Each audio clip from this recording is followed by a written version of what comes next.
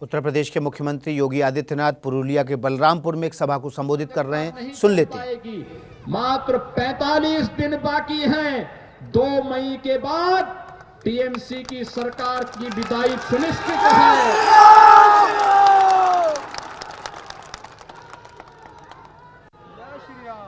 तीनों परिवार मोनिका कुमार,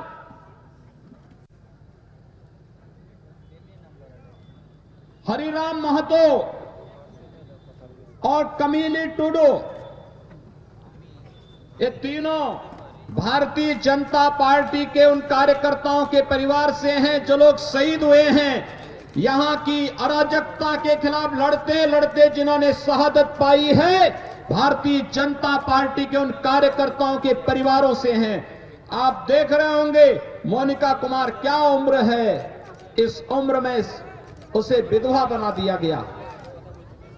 ये टीएमसी के गुंडे एक कानून को नहीं मानते। और याद करना, 2 मई के बाद जब भारतीय जनता पार्टी की सरकार आएगी, इन गुंडों को चुन चुन करके सजा दिलवाई जाएगी।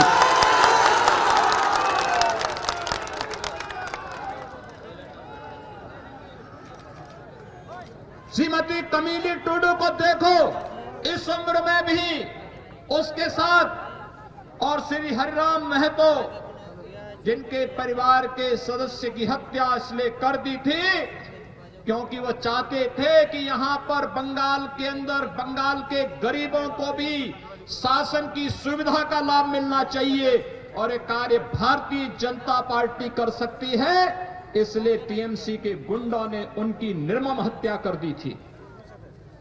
भाइयों बहनों, यह अराजकता बहुत दिनों तक नहीं चलेगी, और इसीलिए आज आप सबका आह्वान करने के लिए मैं आया हूं। याद करिए 2019 में भी मैं यहां आया था, और पुरुलिया में तब मेरे कार्यक्रम को यहां की मुख्यमंत्री ने उस पर पाबंदी लगा दी थी, मेरा हेलीकॉप्टर नहीं उतरने दिया था।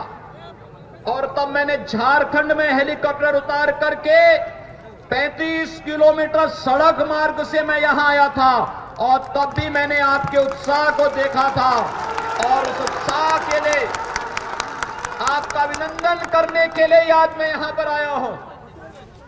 जब बंगाल में चुनाव प्रचार का शुभारंभ करना था तो मैंने कहा पुरुलिया से ही करूंगा।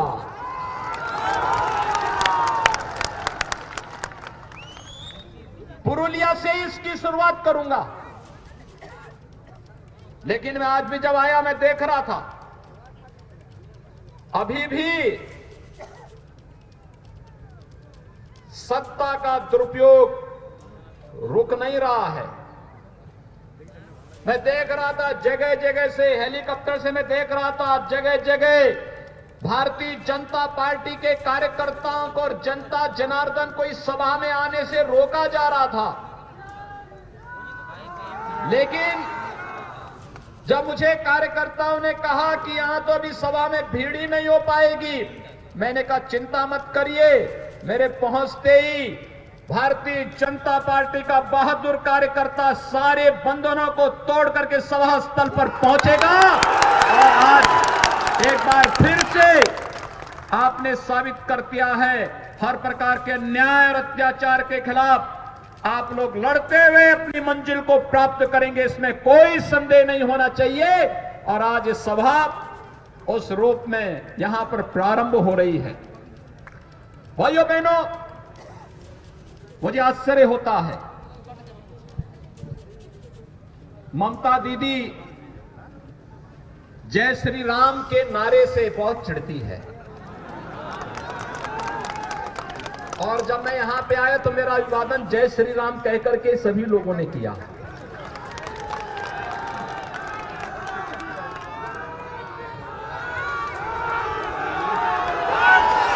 मुझे आश्चर्य होता है।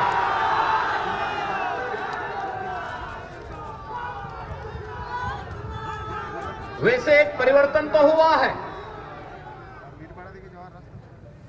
2014 के पहले इस देश के अंदर एक ऐसी पीढ़ी, एक ऐसी नस्ल पैदा हो गई थी बड़ी संख्या में, जो मंदिरों में जाने को ये मानते थे कि उनके सेकुलरिज्म इससे खतरे में पड़ जाएगा। लेकिन आज मैं देख रहा हूं ममता दीदी भी अब मंदिर में जाकर के चंडी पाठ कर रही है। ये परिवर्तन है ना, ये है नया भारत। हर व्यक्ति को भगवान की शरण में जाना ही पड़ेगा।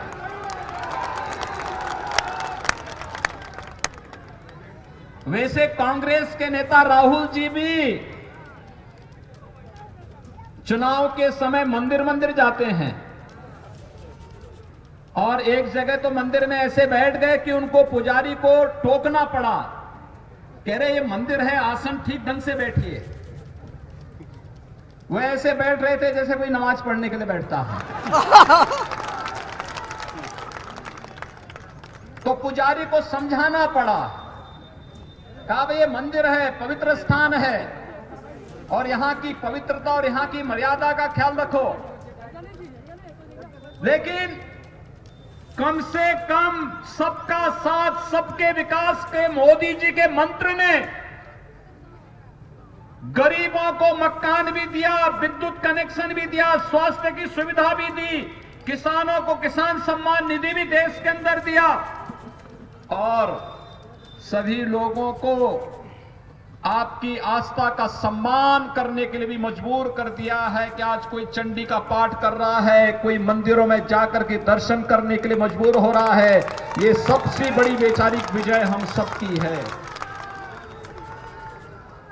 जब वैचारिक विजय के मंच पर हम लोग जीत चुके हैं, तो जनता जनार्दन का आशीर्वाद स्वतः ही भारतीय जनता पार्टी को प्राप्त होना है, और वही आशीर्वाद मांगने के लिए भारतीय जनता पार्टी के कार्यकर्ताओं के लिए यही आशीर्वाद प्राप्त करने के लिए आज मैं आपके बीच में यहां पर उपस्थित हुआ हूं।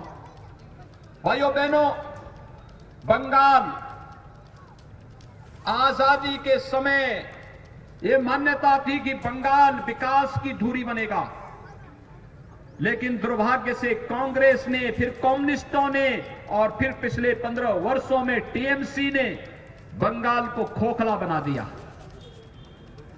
बंगाल में गरीबी की दर बढ़ती गई, बेरोजगारी की दर बढ़ती गई। यहां पर पार्टी विशेष के कार्यकर्ताओं की गुंडागर्दी ने अव्यवस्था और अराजकता का एक तांडव किया। आज आप देख रहे होंगे उत्तर प्रदेश में हम लोगों ने 4 वर्ष से भारतीय जनता पार्टी की सरकार उत्तर प्रदेश में है। 40 लाख गरीबों को प्रधानमंत्री आवास मिला है। 1 करोड़ 38 लाख परिवारों को विद्युत के निःशुल्क कनेक्शन मिले हैं।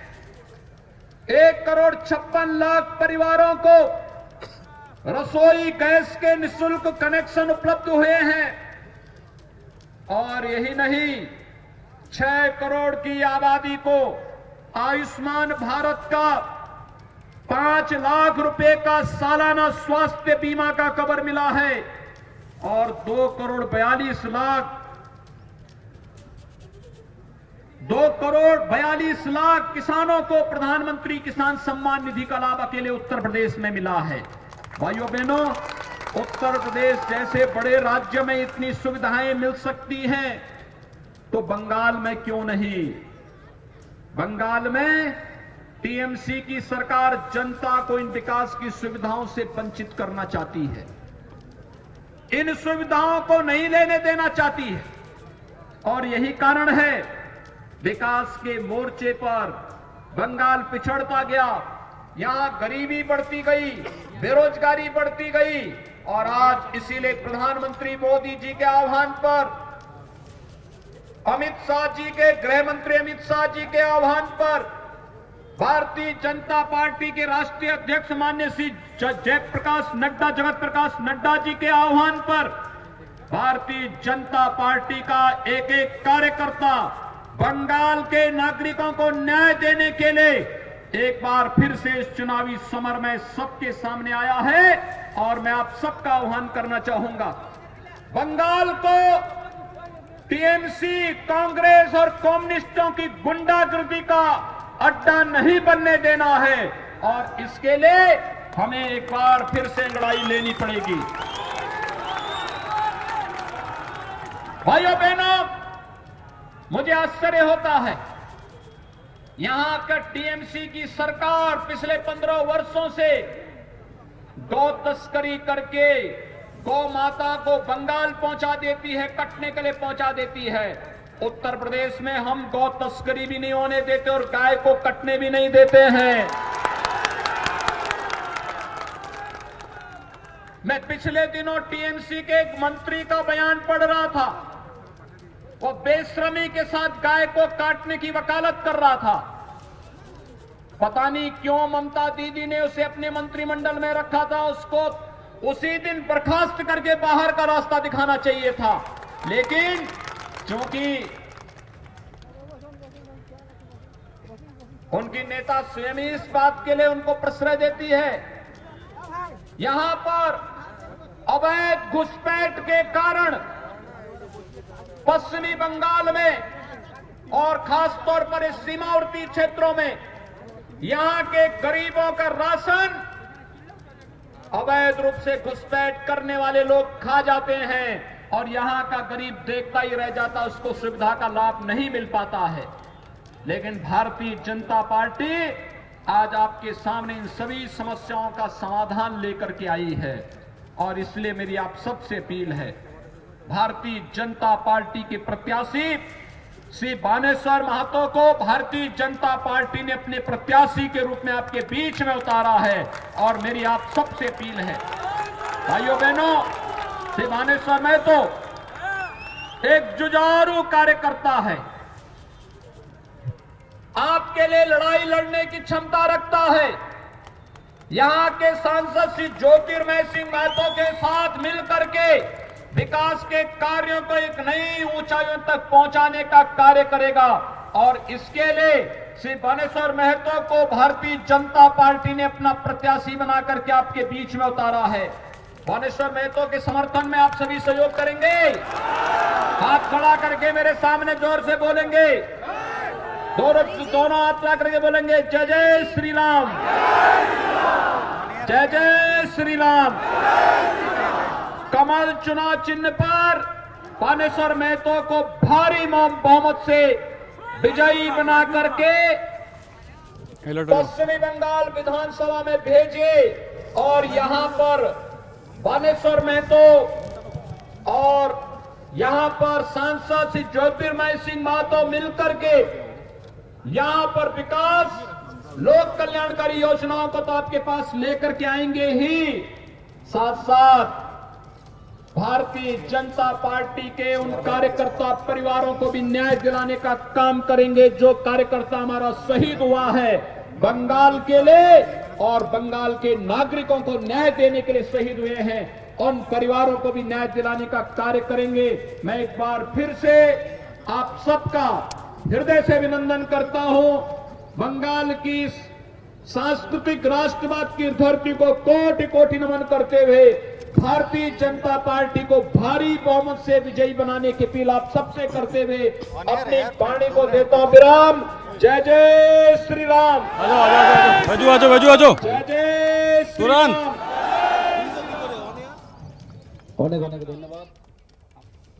तो आप देख रहे थे योगी आदित्यनाथ उत्तर प्रदेश के मुख्यमंत्री पुरुलिया के बलरामपुर में सभा को संबोधित कर रहे थे। सभा के संबोधन के दौरान उन्होंने कहा कि अब विपक्ष के नेता मंदिर मंदिर जा रहे हैं, ममता बनर्जी चंडी पाठ कर रही हैं। 2 मई को ममता बनर्जी की विदाई तय है। टीएमसी के गुंडे कानून नहीं मानते हैं। योगी आदित्यनाथ ने आरोप लगाया बीजेपी की सरकार बनी तो गुंडों को सजा दिलाएंगे। योगी आदित्यनाथ ने बीजेपी के उन कार्यकर्ताओं जिनकी हत्या हुई थी उनके परिवारजनों को भी मंच पर बुलाकर उनका नाम पुकार कर इंट्रोड्यूस कराया। 2 मई को ममता सरकार की विदाई तय, ये भी कहा योगी आदित्यनाथ ने।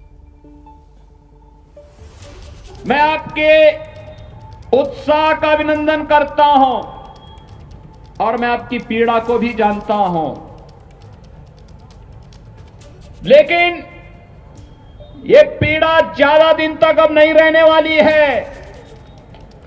इसी का समाधान करने के लिए भारतीय जनता पार्टी आपके पास आई है और आपसे कहने के लिए आई है। मैं जब मंच पर आया तो मुझे 3 शहीद परिवार, भारतीय जनता पार्टी के जो कार्यकर्ता जिन्हें टीएमसी के परिवारों ने जिनकी हत्या कर दी थी, निर्मम हत्या कर दी थी, वे 3 परिवार इस मंच पर मेरे साथ यहां पर आए थे। उन्होंने मुझसे अपना परिचय दिया। मुझे देख करके यहां की टीएमसी की सरकार की गुंडागिर्दी और उनके अमानवीय कृत्यों पर देख करके क्षोभ हो रहा था और तब मुझे लग रहा था कि अब इनके बहुत लंबे समय तक इनकी गुंडागिर्दी और इनकी अराजकता अब नहीं चल पाएगी। मात्र 45 दिन बाकी हैं। 2 मई के बाद टीएमसी की सरकार की विदाई सुनिश्चित है। उत्तर प्रदेश के मुख्यमंत्री योगी आदित्यनाथ पुरुलिया के, पश्चिम बंगाल के पुरुलिया के बलरामपुर में सभा को संबोधित कर रहे थे।